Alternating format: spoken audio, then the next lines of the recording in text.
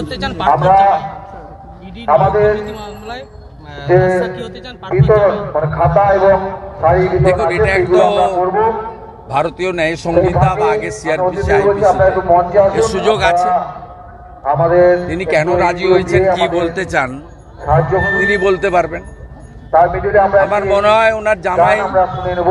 পার্থ চ্যাটার্জি যেমন টুকলি করে ডক্টরেট হয়েছে, ওর জামাই মনে হয় পড়াশোনা করে শিক্ষিত হয়েছে। কন্যা শিক্ষিত লোক হলে তার একটু বোধ বুদ্ধি বিবেক জাগ্রত থাকে। পার্থ চ্যাটার্জি তো টুকলি করে ডক্টরেট হয়েছে।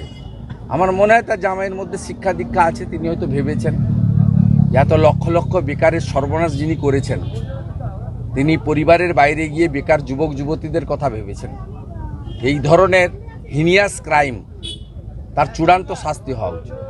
ভর দুপুরে খড়দায় টিএমসি কর্মীকে কুপিয়ে খুন। ভর দুপুরে কে খুন করেছে? টিএমসির লোক। অঙ্কটা শুনবেন। মূল মাথা হচ্ছে সাংসদ পার্থ ভৌমিক, নিচে দুটো গোষ্ঠী, একটা রাজ চক্রবর্তী বিধায়কের গোষ্ঠী, একটা সোমনাথ শ্যামের গোষ্ঠী। তার নিচে দুটো গোষ্ঠী, একটা বিকাশ সিং কাউন্সিলরের গোষ্ঠী, একটা বিষ্ণু সিং কাউন্সিলরের গোষ্ঠী।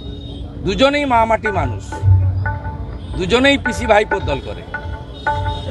বিষ্ণু সিং ভার্সেস বিকাশ সিং, কে দখল করবে ইলেকট্রো স্টিল কাস্টিং এর কারখানা, জয়শ্রীর কারখানা, সেই জন্য এই খুনাখুনি।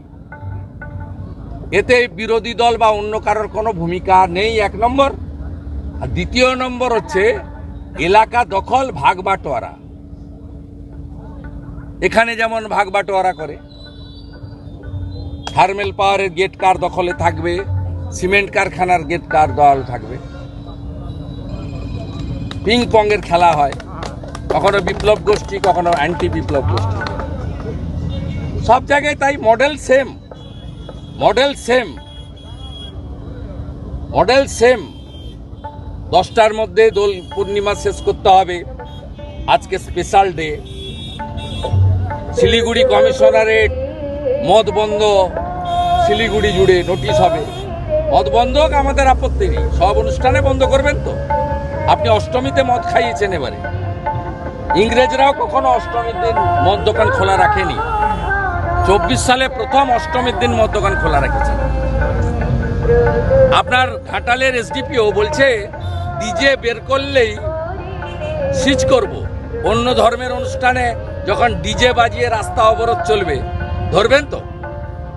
দাদা হুমায়ুন কবির বলছেন, আপনি যদি মুর্শিদাবাদে যান সেখানে প্রতিরোধ হবে। কেন? আগে তো বলেছে ঠুস করে দিবে বিধানসভা গেটের মধ্যে।